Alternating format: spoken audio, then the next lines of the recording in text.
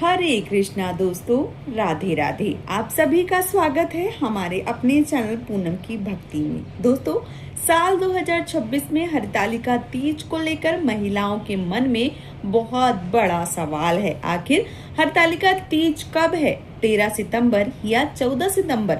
व्रत किस दिन रखा जाएगा?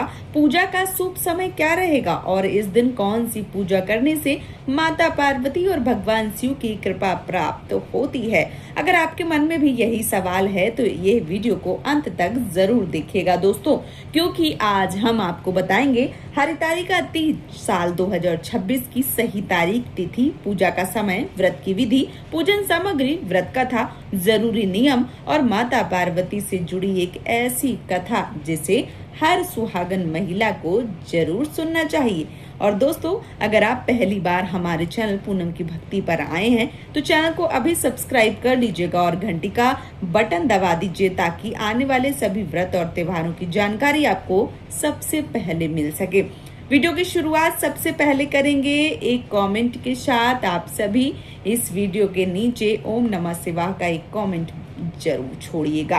अब बात करते हैं साल 2026 में हरतालिका तीज का व्रत कब है। तो दोस्तों, पंचांग के अनुसार हरतालिका तीज साल 2026 में सोमवार को 14 सितंबर को मनाई जा रही है। बहुत ही शुभ संयोग पड़ रहा है। माता पार्वती भगवान भोलेनाथ का दिन है। इस दिन पूजा व्रत करने का श्रेष्ठ परिणाम मिलता है और इस दिन भाद्रपद मास की शुक्ल पक्ष की तृतीया तिथि रहेगी, क्योंकि हरतालिका तीज है। जैसे कि आप सुन रहे हैं, तीज यानी तृतीया तिथि, और बहुत सारे लोग इसे तीजा के नाम से भी जानते हैं। जैसे हमारे यहाँ इसको तीजा भी बोलते हैं। और ये जो व्रत होता है ये बहुत ज़्यादा कठिन होता है। तो जो तृतीया तिथि है वो 14 सितंबर को ही पड़ रही है। तो 14 सितंबर को ही आपको हरतालिका तीज का जो व्रत है वो करना है। तृतीया तिथि का जो शुरुआत है वो 13 सितंबर को सुबह 7:08 पर होगा और 14 सितंबर को सुबह 7:06 तक तृतीया तिथि रहेगी। इसके बाद समाप्त हो जाएगी। इसलिए व्रत की तारीख को लेकर कुछ जगहों पर जो भ्रम है वो दिखाई दे रहा है, लेकिन प्रचलित पंचांग गणना के अनुसार हरतालिका तीज का व्रत आने वाली 14 सितंबर को ही रखा जाएगा। सुबह के समय जो पूजा का शुभ मुहूर्त है वो स्थान के अनुसार अलग अलग हो सकता है। उदाहरण के लिए जैसे दिल्ली में 14 सितंबर को प्रातःकालीन का जो पूजा का शुभ मुहूर्त है वो लगभग 6:05 से लेकर 7 बजे तक रहने वाला है। आप अपने शहर के अनुसार थोड़ा सा समय जो है वो जरूर देख लीजिएगा, क्योंकि अंतर जो है वो जैसे स्थानीय पंचांग है उसको प्राथमिकता देना चाहिए, क्योंकि हर जगह का पंचांग थोड़ा सा अलग होता है। तो जो समय है उसका थोड़ा सा कम ज्यादा जो है वो हो जाता है। अब बात करते हैं हरतालिका तीज क्यों मनाई जाती है। तो हरतालिका तीज भगवान शिव और माता पार्वती के पवित्र मिलन से जुड़ा हुआ पर्व है। मान्यता है कि माता पार्वती ने भगवान शिव को पति के रूप में प्राप्त करने के लिए कठोर तपस्या की थी।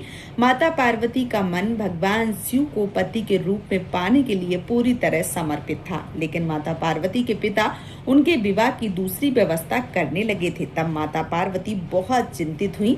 माता पार्वती की एक सखी ने उन्हें अपने साथ जंगल जो है वो ले गई, और ताकि उनका जो विवाह की इच्छा है वो उनके विरुद्ध ना हो पाए।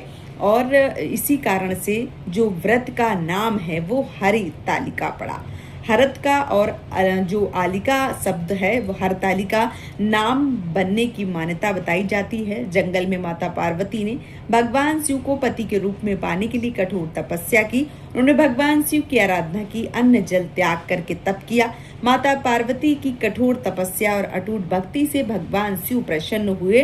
भगवान शिव ने माता पार्वती को पत्नी के रूप में स्वीकार किया। इसी पावन कथा और स्मृति से हरतालिका तीज का जो व्रत है वो रखा जाने लगा। अब बात करते हैं कि ये व्रत करता कौन है। तो हरतालिका तीज विशेष रूप से सुहागन महिलाओं के लिए सबसे ज्यादा महत्वपूर्ण माना जाता है। महिलाएं अपने पति की लंबी आयु, अच्छे स्वास्थ्य, सुखी दाम्पत्य जीवन और अखंड सौभाग्य की कामना से इस व्रत को रखती हैं।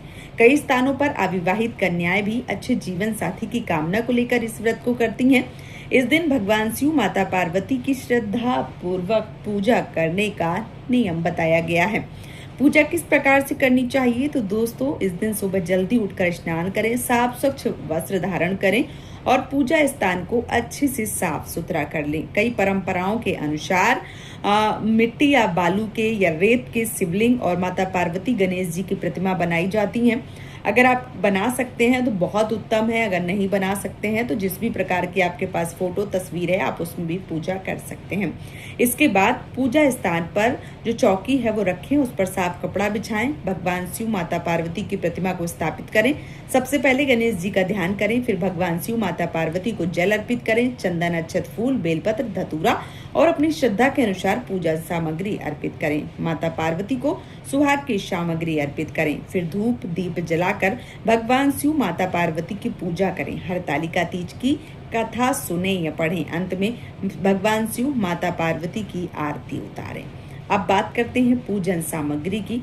तो पूजा के लिए अपनी श्रद्धा के अनुसार और स्थानीय परंपरा के अनुसार सामग्री जो है वो रख सकते हैं, जैसे मिट्टी या बालू, भगवान शिव माता पार्वती की प्रतिमा, फूल, बेलपत्र, चंदन, अक्षत, धूप, दीपक, रोली, सिंदूर, फल, मिठाई, नैवेद्य और माता पार्वती के लिए सुहाग की सामग्री। ध्यान रखें कि पूजा की सामग्री ज्यादा महत्वपूर्ण है आपकी श्रद्धा और भक्ति, इसलिए श्रद्धा और भक्ति से इस व्रत को जरूर करें। अब बात करते हैं कि इस दिन क्या ध्यान रखना चाहिए। तो दोस्तों, हरतालिका तीज का व्रत कई महिलाएं बहुत कठिन रूप में रखती हैं और कुछ परंपराओं के अनुसार इसे निर्जला व्रत माना जाता है, लेकिन हर व्यक्ति की स्वास्थ्य स्थिति अलग होती है।